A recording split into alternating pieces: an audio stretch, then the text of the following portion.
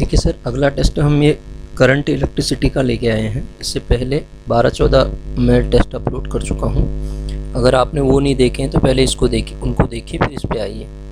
दूसरा, मैं इंग्लिश में अपलोड कर रहा था तो बहुत सारे बच्चों के मैसेज आए, सर हिंदी में करिए, तो मैं इसलिए ये हिंदी में ही अपलोड कर रहा हूँ अब। ठीक है, तो इंग्लिश वही मैंने अपना कंटेंट भी जो ऐप में डाल रखा है वो हिंदी में कन्वर्ट कर दिया, मतलब हिंदी में बना दिया है। इंग्लिश के लिए अलग से बना रहा हूँ। ठीक है, तो उसमें कोई दिक्कत नहीं, हिंदी में ही मैंने वहाँ पे टेस्ट अपलोड भी कर दिए हैं, अगर आप देखना चाहें। और दूसरा, इसका पीडीएफ अगर आपको चाहिए तो पीडीएफ आप जाके हमारे ऐप का लिंक होगा नीचे डिस्क्रिप्शन में, वहाँ से ऐप में फ्री है सबके लिए, वहाँ से पीडीएफ डाउनलोड कर सकते हैं आप। ठीक है, ऐप में जाके। ठीक है, देखते हैं क्वेश्चन क्या है, देखिएगा। पहला क्वेश्चन कह रहा है एक हीटर कुंडली को दो बराबर भागों में, क्या कह रहा है, हीटर कुंडली को दो बराबर भागों में बांटा गया।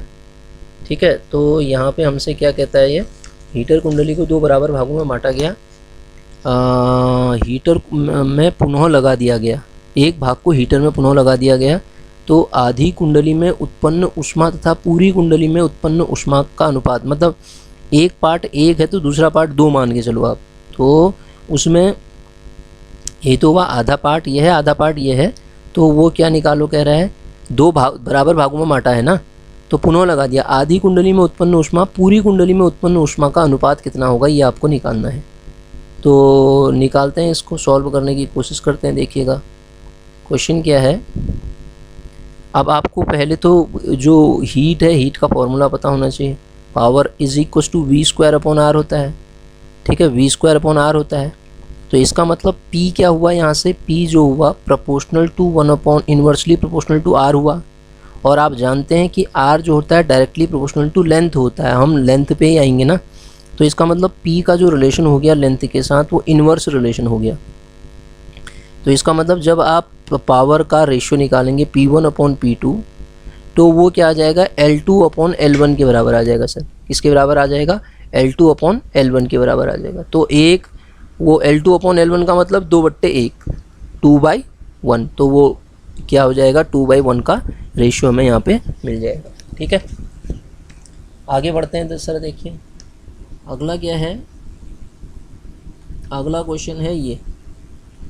ठीक है, एक अर्धचालक में इलेक्ट्रॉन और होलों का अनुपात इतना दिया है। अब यहाँ पे क्या कर रहा है, धारा का अनुपात इतना है, क्या कर रहा है, इलेक्ट्रॉन और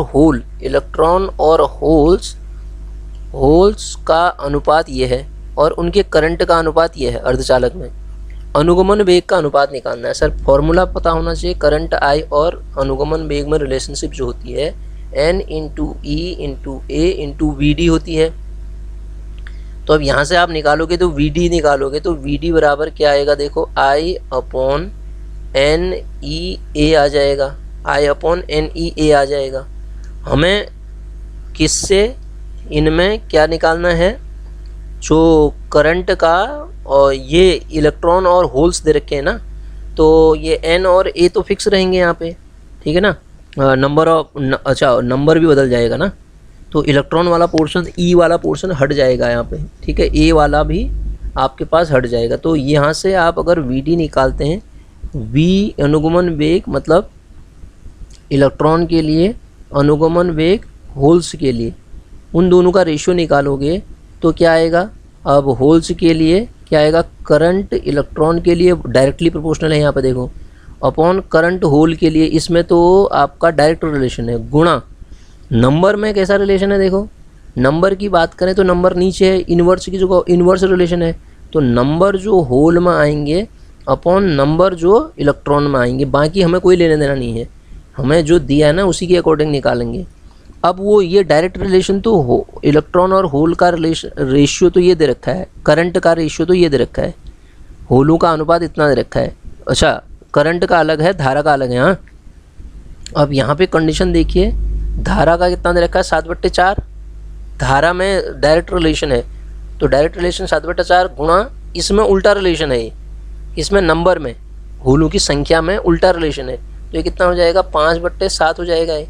तो 7 से 7 कटेगा, तो सर इसका आंसर क्या आ जाएगा, 5/4 का रिलेशन मिल जाएगा। ठीक है सर, देखिए सर, मैंने ये कोर्स ऐप में चला रखा है, अगर आप जाके देखना चाहते हैं तो आपको बहुत बढ़िया तरीके से मैंने टेस्ट पेपर भी वहाँ पे डिज़ाइन किए हैं। साथ में अगर आप टेस्ट सीरियसली अभी तक भी नहीं पढ़ा है तो पढ़ सकते हैं, उसको पूरा जाके देख सकते हैं। अगर आप लेक्चर भी नहीं देखेंगे तो टेस्ट पेपर, साथ में जो कॉन्सेप्ट वाला पोर्शन है वहाँ पे, ठीक है, कॉन्सेप्ट पोर्शन देख के आपको बहुत सारे, क्योंकि एग्ज़ाम में टेस्ट के साथ साथ कॉन्सेप्ट से ज़्यादा आता है, ठीक है ना। न्यूमेरिकल तो मैं करा ही रहा हूँ, न्यूमेरिकल के साथ साथ वो कॉन्सेप्ट से भी आता है, तो कॉन्सेप्ट पोर्शन भी मिलेगा आपको वहाँ पे। तो पूरा लेक्चर नहीं भी देखते तो कॉन्सेप्ट वाला पार्ट देख लीजिए, वही सफिशिएंट हो जाएगा आपके लिए। देखिए सर, ये क्या कह रहा है, एक पदार्थ B का विशिष्ट प्रतिरोध A से 2 गुना है। B का विशिष्ट प्रतिरोध A से 2 गुना है। B से बने वृत्तीय तार का व्यास भी A से 2 गुना है, व्यास भी 2 गुना दे रखा है। उनके प्रतिरोध समान हो तब लंबाई का अनुपात निकालना है आपको। जब प्रतिरोध समान होंगे तब लंबाई का अनुपात निकालना है। मैंने उसमें ऑप्शन में क्लिक किया नहीं किया, ऊपर क्वेश्चन तो कर रहा हूँ मैं, ऑप्शन में क्लिक किया मैंने, यस यहाँ कर रखा है, यहाँ भी कर रखा है, ठीक है। देखिए सर, इस क्वेश्चन को करते हैं फिर। अब विशिष्ट प्रतिरोध क्या होता है, रो। आप रिलेशनशिप जानते हैं, R बराबर रो इंटू L अपॉन, है ना, L अपॉन क्या, पाई आर स्क्वायर, ये तो होता है एरिया, है ना, लंब वृत्ति कह रहा है ना, इसलिए मैंने पाई आर स्क्वायर लिख दिया। आप कहें पाई आर स्क्वायर तो नहीं होता, ए होता है, तो वृत्ति है इसलिए। अब सर यहाँ से L का रिलेशनशिप निकालोगे तो proportional to R square upon rho आएगा ना, ठीक है ना। इनके प्रतिरोध, अलग अलग प्रतिरोध इस R से रिलेशन है। इसको यहीं रहने दो, इसको यहाँ ले जाओ, R ऊपर चला जाएगा और रो नीचे आ जाएगा, बस इससे काम बन जाएगा हमारा। अब length B upon length A, देखो रिलेशनशिप देखो, B ऊपर है आपका तो क्या आएगा, R में तो पॉजिटिव रिलेशन है, जो B का R होगा और जो A का R होगा उनका स्क्वायर होगा, गुणा 1 अपॉन जो उसका जो ये रो है वो 1 अपॉन में है, तो इसका मतलब रो A का ऊपर आएगा और रो B का नीचे आएगा सर, ठीक है। तो अब रख दो वैल्यू, कितना दिया है, R एक है तो दूसरा 2 गुना है, तो B तो 2 है फिर, और वो 1 है रेडियस में, रेडियस भी यही है और वो भी ऐसी है, और यहाँ रिलेशन 1/2 है, B का 2 है, तो ये 4 2 से कटेगा तो 2/1 आ जाएगा, 2/1 का रिलेशन। मतलब इसका ऑप्शन कौन सा करेक्ट हो जाएगा, सी ऑप्शन। कह रहा था ना प्रतिरोध समान हो, ये कैपिटल R समान हो, ठीक है, इनके प्रतिरोध समान हो तो आपको क्या निकालना है, इनका अनुपात निकालना है। ये प्रतिरोध नहीं है, R है, ठीक है। तो इस तरीके से मतलब त्रिज्या है ये, R जो होती है A से रिलेटेड त्रिज्या, ये प्रतिरोध समान दिया था उसने, प्रतिरोध समान है तो इसका मतलब फिक्स कांस्टेंट क्वांटिटी है, तो इससे फर्क कुछ पड़ेगा नहीं, तो जिनका फर्क पड़ेगा वो आपने निकाल दिया, ठीक है। तो ऐसे इस क्वेश्चन को हम सॉल्व करेंगे सर। अगला क्वेश्चन देखिए, अगला क्वेश्चन कह रहा है किसी तार के पदार्थ का विशिष्ट प्रतिरोध दिया है आपको, ठीक है, किसी तार के पदार्थ का विशिष्ट प्रतिरोध क्या दिया है, ऐसा रो दिया है। तो आप अभी तो ऊपर फॉर्मूला पढ़ा है, R बराबर क्या होता है सर, R बराबर रो L अपॉन A होता है। तो R तो दिया है कितना, 3 बराबर रो L अपॉन A। अब A निकाल लेते हैं पहले, एरिया बराबर कितना होगा, उसका प्रतिरोध AL बराबर R ना, AL बराबर R हुआ, AL कितना दे रखा है, आयतन 3 मीटर स्क्वायर, आयतन उसका आयतन 3 मीटर स्क्वायर और आयतन 3 मीटर स्क्वायर। अच्छा ये गड़बड़ हो रहा है, हाँ इसको दोबारा से देखो, आप दोबारा से करते हैं क्वेश्चन को। जी, तार के पदार्थ का विशिष्ट प्रतिरोध रो है, उसका आयतन इतना है, आयतन क्या होगा, एरिया इंटू लेंथ होगा, वो 3 दे रखा है सर, तो यहाँ से हम एरिया निकाल लेंगे तो 3 अपॉन लेंथ आ जाएगा, पहली बात। अब आते हैं क्वेश्चन पे, R क्या होता है, R बराबर रो L अपॉन A होता है। तो यहाँ से आपको क्या निकालने के लिए कहा, प्रतिरोध यदि 3 हो, प्रतिरोध भी 3 दे रखा है, प्रतिरोध यदि 3 हो, 3 रख दिया हमने, rho into L upon area का मान क्या आ जाएगा, 3 अपॉन L, L ऊपर चला जाएगा, रो बाई 3 इंटू एल स्क्वायर हो जाएगा, ये रो बाई 3 इंटू एल स्क्वायर। तो अब सर एल स्क्वायर रो भी दे रो के फॉर्म में ही आंसर लाना है ना, तो एल स्क्वायर बराबर 9 अपॉन रो हो गया। तो दिस इम्प्लाइज लंबाई कह रहा था ना, एल जो हो जाएगा 3/√ρ आ जाएगा। 3/√ρ किस ऑप्शन में है? बी ऑप्शन आपका करेक्ट ऑप्शन हो जाएगा सर। अगला क्वेश्चन भी पढ़ते हैं, देखो क्या कह रहा है। किसी धातु के टुकड़े पर कोई विद्युत विभवांतर आरोपित नहीं किया गया तो मुक्त इलेक्ट्रॉनों का माध्य वेग T टुकड़े के परमताप के कैसे होगा?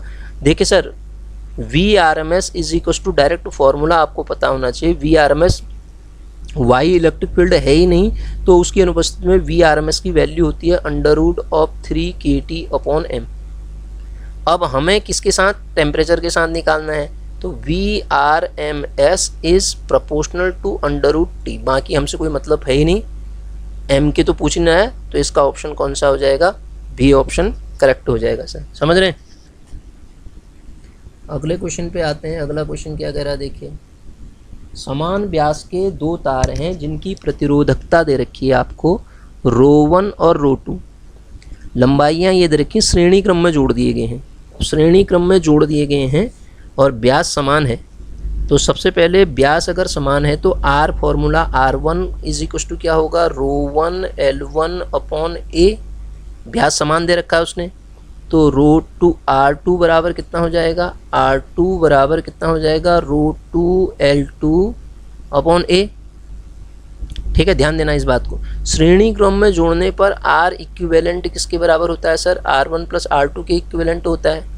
अब लगा दो फॉर्मूला, तो R किसके बराबर होता है? इसके बराबर। तो R बराबर ρ1 ρ2 की जगह पे यहाँ रो इक्विवेलेंट जब मैं लिखूंगा, रो इक्विवेलेंट तो L क्या होगी? दोनों की लेंथ होगी L1 + L2 अपॉन नीचे A को A ही रहने दो, वो फिक्स है। अब यहाँ पे क्या आएगा? राइट हैंड साइड में क्या आएगा? ये R1 बताओ कितना होगा? ρ1 L1/A प्लस ρ2 L2/A। ये कह रहा ना, ये ध्यान देना।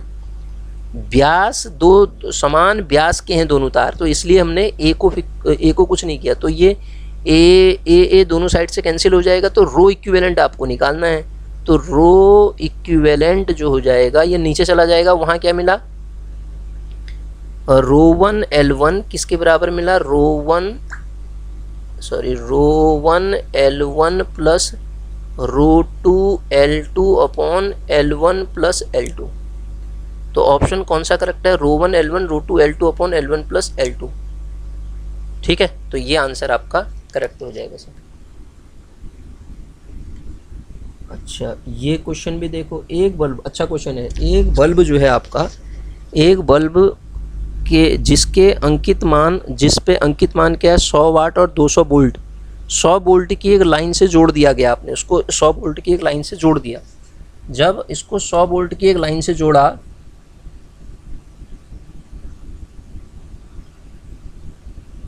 क्या कह रहा है? 100 वोल्ट की एक लाइन से आपने इसको जोड़ दिया। 100 वोल्ट की एक लाइन से जोड़ दिया, तो बल्ब में प्रवाहित धारा निकालनी है। तो धारा निकालने के लिए सबसे पहले तो पावर इज इक्वल टू होता क्या है? V²/R होगा। सबसे पहले मुझे रेजिस्टेंस निकालना पड़ेगा। पावर कितना? 100 वाट कह रहा है। 100 बराबर कितना? वोल्ट मतलब 200 × 200/R। तो यहाँ से R जब मैं निकालूंगा तो कितना आ जाएगा? 4 × 10⁻²/10⁻²। तो ये कितना हो जाएगा? 400 हो गया, मतलब 400 ओम R आ गया। तो I निकालना करंट आपको। I बराबर क्या होगा? V/R। ओम ही प्रतिरोध हैं सारे के सारे। 100/R कितना है? 400। तो बराबर 1/4 एम्पियर की करंट उस पर फ्लो होगी। तो कौन सा ऑप्शन करेक्ट हो जाएगा सर? इसका ऑप्शन नंबर ए इसका करेक्ट हो जाएगा। समझ रहे हैं? ठीक, आगे क्वेश्चन देखिए। अगला क्वेश्चन क्या है? अब मैंने कुछ ऑब्जेक्टिव न लेके उनको सब्जेक्टिव फॉर्मेट में ये कर रखे हैं। ये आपके NCERT के क्वेश्चन हैं, इंपॉर्टेंट क्वेश्चन वो ले रखे हैं, इनको करते हैं। बहुत ज़्यादा इंपॉर्टेंट क्वेश्चन है, इनको ढंग से देख करिएगा आप। ठीक है, और इनसे आने की बहुत ज़्यादा पॉसिबिलिटीज़ है। एग्जाम में डायरेक्ट क्वेश्चन पूछेगा यहाँ से। ठीक है, तो ये चैप्टर ये लेक्चर वैसे भी आप 2-3 बार देखिए इसको, ये बहुत इंपॉर्टेंट है। ठीक है, एक क्वेश्चन कह रहा है एक नाइक्रोम का विशिष्ट प्रतिरोध जो है आपको 100 माइक्रो ओम सेंटीमीटर है। नाइक्रोम के 8 मीटर लंबे और इतने सेंटीमीटर स्क्वायर परिच्छेद क्षेत्रफल वाले तार का प्रतिरोध निकालना है। सर फिर वही फॉर्मूला। प्रतिरोध के लिए आपने कहा एरिया लेंथ दी हो तो प्रतिरोध के लिए ρL/A ही लगाओगे। ठीक है सर। और रो का मान यहाँ पे दिया है 100, 100 को 10⁻⁻6 ओम सेंटीमीटर भी कह रहा है, तो मीटर में भी कन्वर्ट करूँगा 10⁻⁻2 हो जाएगा। क्वेश्चन की लैंग्वेज को समझिए आप। 2 यहाँ से इसको उधार दे दो तो ये डायरेक्ट आपका 1 × 10⁻⁻6 ओम मीटर हो गया। ओम मीटर, पहले तो क्वेश्चन सही करना पड़ेगा हमें। ओम मीटर, लेंथ कितनी दे रखी है 8 मीटर, कोई दिक्कत नहीं है। और ए कितना दे रखा है, इतना सेंटीमीटर परिच्छेद क्षेत्रफल दिया है 0.01 सेंटीमीटर में दे रखा है ना, गुणा सेंटीमीटर स्क्वायर, तो गुणा 10⁻⁻4 मीटर स्क्वायर हो जाएगा। ये मीटर स्क्वायर होगा, हाँ ध्यान दीजिएगा। अब ये दो भी माइनस वाले ऊपर भेज देंगे तो 10⁻⁻6 मीटर स्क्वायर, बस ख़त्म कहानी। हमसे क्या निकलवा रहा है, प्रतिरोध R, तो R कितना आ जाएगा 1 × 10⁻⁻6 गुणा कितना है वो 8 ना, 8 ही तो है, L अपॉन एरिया कितना है 10⁻⁻6, तो ये डायरेक्ट आपका 8 ओम का प्रतिरोध मिल जाएगा। तो ऑप्शन में कोई 4 में से एक 8 ओम दिया होगा तो आप इसको डायरेक्ट लगा देंगे सर, ठीक है। अगला क्वेश्चन हमसे क्या कह रहा है, समान लंबाई के तांबे के 2 तारों के व्यासों का अनुपात दिया है। समान लंबाई के हैं, लंबाई समान है, अब ध्यान दीजिएगा, है ना। तो क्या कह रहा है, उनके विशिष्ट प्रतिरोधों की तुलना करनी है। व्यासों का अनुपात अगर ऐसा है, व्यासों का अनुपात दिया है, ध्यान दीजिएगा। पदार्थ का विशिष्ट प्रतिरोध जो होता है लंबाई मोटाई आकृति पर निर्भर नहीं करता है। जो विशिष्ट प्रतिरोध रो है न तो लंबाई पर डिपेंड करता है ना तो वो मोटाई, इस क्वेश्चन को भी समझो, हाँ मैं जो बोल रहा हूँ मोटाई पे डिपेंड करता है ना आकृति पे डिपेंड करता है, शेप पे, आकृति शेप पे भी डिपेंड नहीं करता है, डिपेंड नहीं करता है, ठीक है। वो बल्कि वो किस पे निर्भर करता है, पदार्थ की प्रकृति पर। पदार्थ की प्रकृति कैसी है, प्रकृति पर निर्भर करता है, ठीक है। तो अब दोनों तार एक ही पदार्थ के हैं, दोनों तार जब एक ही पदार्थ के हैं तो ρ1/ρ2 बराबर पदार्थ की प्रकृति पे कहता है तो 1:1, तो ρ1 और ρ2 का जो अनुपात होगा सर 1:1 का होगा, वो है पहला पार्ट, ठीक है। तो ये 3 क्वेश्चन बन गए यहाँ पे, किस किस पे डिपेंड करता है रो, न तो लंबाई न तो मोटाई न आकृति पर, पदार्थ की प्रकृति पर रो जरूर डिपेंड करता है। तो प्रकृति पर डिपेंड करता है, एक ही पदार्थ के बने हैं, तो इसका मतलब तो 1:1 का रेशियो इसमें मिल जाएगा। अब दूसरे पार्ट के लिए उनका प्रतिरोधों के बारे में चेक करना है, तो प्रतिरोधों के लिए व्यास का अनुपात दिए रखे हैं। तो जब व्यास को पहले देख लेते हैं, R1 बराबर जब निकालूंगा ρL/A1, व्यास नीचे है, डायरेक्ट प्रोपोर्शनल है, ρL/ कितना πr1 का स्क्वायर, तो यहाँ दिया है व्यास, तो ρL/ क्या लिख सकता हूँ पाई, इसको क्या लिखूंगा d1/2 का स्क्वायर लिख दूंगा मैं, ठीक है। तो क्या आएगा, इसको क्रॉस ऊपर करके ले जाओ, 4ρL/ πd1 स्क्वायर, कहने का मतलब है यहाँ d1 डायरेक्टली प्रोपोर्शनल है। इसी प्रकार R2 बताओ, सॉरी इन्वर्सली प्रोपोर्शनल है, R2 बताओ 4ρL/ कितना आएगा πd2 का स्क्वायर, तो बस बन गया काम। तो हमें क्या निकालना था, प्रतिरोध मतलब R1 और R2 का रेशियो निकालना था, तो पलट जाएगा ना। यहाँ से क्वेश्चन का सॉल्व करने का तरीका भी मैंने सिखाया आपको, d2² d1 का स्क्वायर, ये नीचे है ना, ये देखो, तो वो जब R1 होगा तो ऊपर जाएगा, R2 नीचे उसका व्यास नीचे आ जाएगा, और ये आपको d2 2 दिया है, d1 1 दिया है, 2/1 का स्क्वायर जब आप करोगे तो क्या मिलेगा आपको 4:1 का अनुपात। 4 ऑप्शन में से कोई ना कोई ऑप्शन ये भी होगा, तो 4:1 का अनुपात आपको मिल जाएगा, ठीक है। फिर बता रहा हूँ, ये जो टेस्ट है बहुत ज़्यादा इम्पोर्टेंट है सर, यहाँ से आपको डायरेक्ट एग्ज़ाम में क्वेश्चन दिख सकते हैं, इसमें सारे कॉन्सेप्ट इंक्लूड हो जाएंगे इस करंट इलेक्ट्रिसिटी के, और ऐसे ही क्वेश्चन एग्ज़ाम में पूछे जाते हैं। अगला क्वेश्चन देखिए, एक तार का प्रतिरोध R ओम है, यदि इसी तार को खींचकर n गुनी कर, उसकी लंबाई को n गुना कर दिया आपने, तो तार का नया प्रतिरोध ज्ञात करना है सर। अब देखिए, तार की प्रारंभिक लंबाई को हम क्या मान लेते हैं, L1 मान लेते हैं, और जो काट का क्षेत्रफल होगा उसको A1 मान लेते हैं। तो तार को खींचकर n गुना कर दिया आपने, ठीक है। खींचने पर लंबाई जो हो जाएगी उसकी क्या हो जाएगी, L2 हो जाएगी। काट का क्षेत्रफल हमने A2 मान लिया, तो यहाँ से आप देखेंगे वही तार है L1 A1 बराबर A2 L2 या L2 A2 आएगा। तो यहाँ से जब आप A1 और A2 का रेशियो निकालेंगे तो वो L2 अपॉन L1 के बराबर आएगा, और वो क्या दे रखा है n टाइम, n गुना कर दिया ना, L2 बराबर n टाइम ऑफ N1, तभी तो ये, तो बस काम बन गया आपका।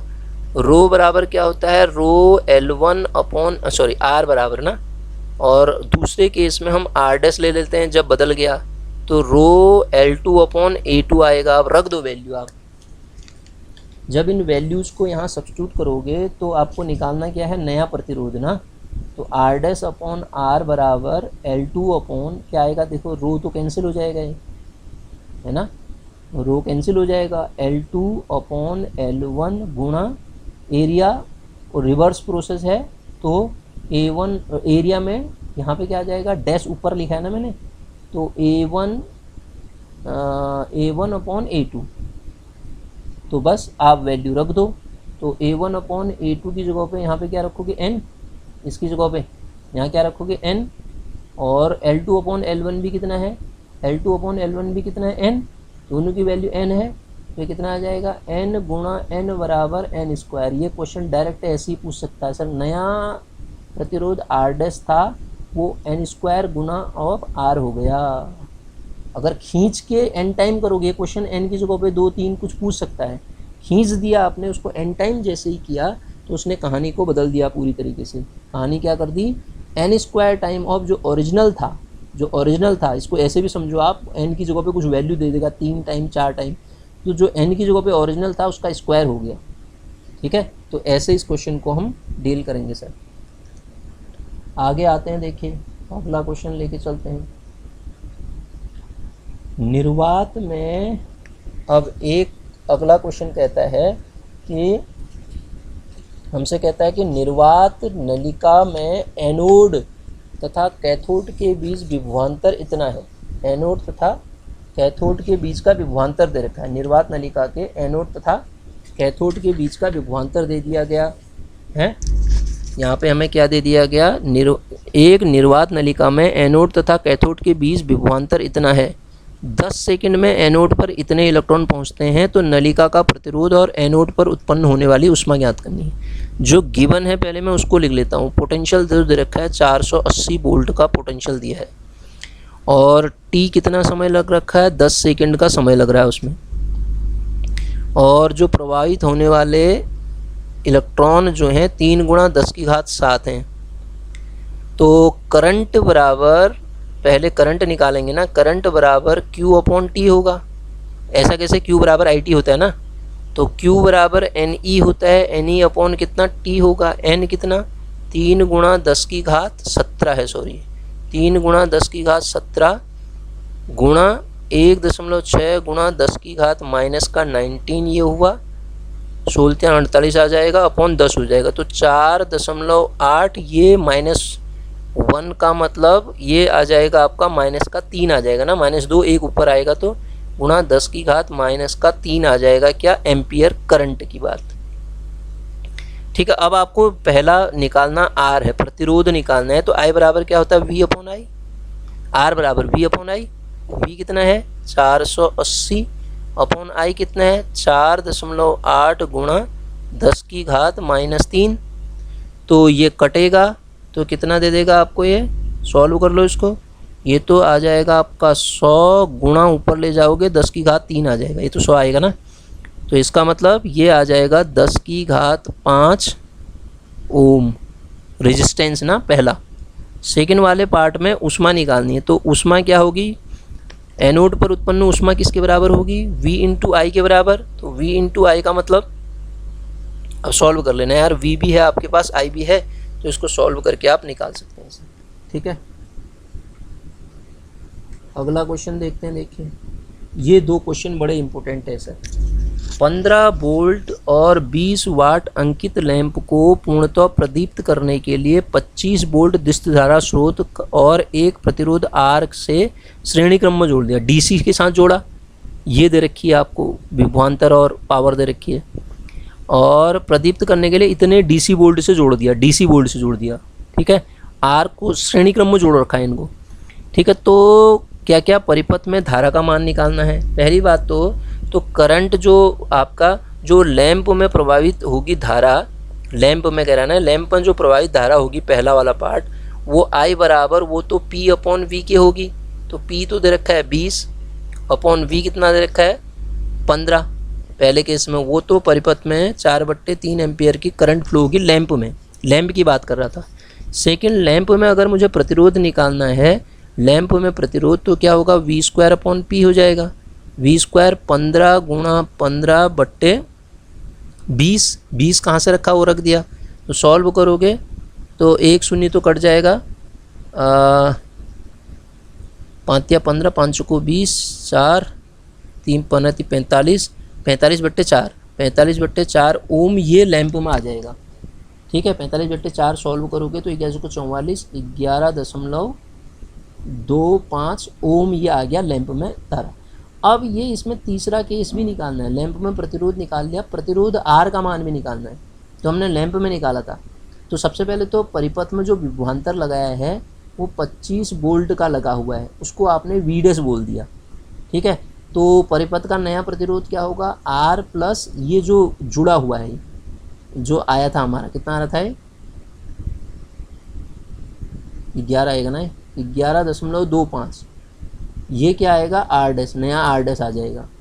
तो V' बराबर क्या होता है सर, IR' होगा यहाँ पे, समझ लो मेरी बात को। तो V' तो आया है 25, ये देखो 25 लिखा है उसने, बराबर IR', I कितना है 4/3, क्या आया ना R' ब्रैकेट में कितना R प्लस ये वैल्यू 11.25। सर आप इससे अब सॉल्व कर लेना, यहाँ से कैपिटल R की मान निकल जाएगा। मैं आपको केवल समझाना चाह रहा हूँ कैसे होगा। ठीक है, तो इस टाइप के क्वेश्चंस को कैसे किया जाता है वो मैं आपको अप्रोच समझाना चाह रहा था, इसलिए ये क्वेश्चन मैंने लेके आपको बता दिया। अगला भी क्वेश्चन उसी फॉर्मेट का है, देखिए अगला क्वेश्चन भी उसी फॉर्मेट का है। 60 वाट और 220 वोल्ट था, क्या कह रहा है 60 वाट, और इन क्वेश्चंस को आप खुद करेंगे, ये 2 क्वेश्चन और हैं। ठीक है, तो 60, ये तो एक ही क्वेश्चन है शायद, 60 वाट, अच्छा बदल गए 100 200 अंकित, यदि 220 वोल्ट वाली प्रवाहित होने वाली धारा की गणना समांतर क्रम में जोड़ दिया जाए।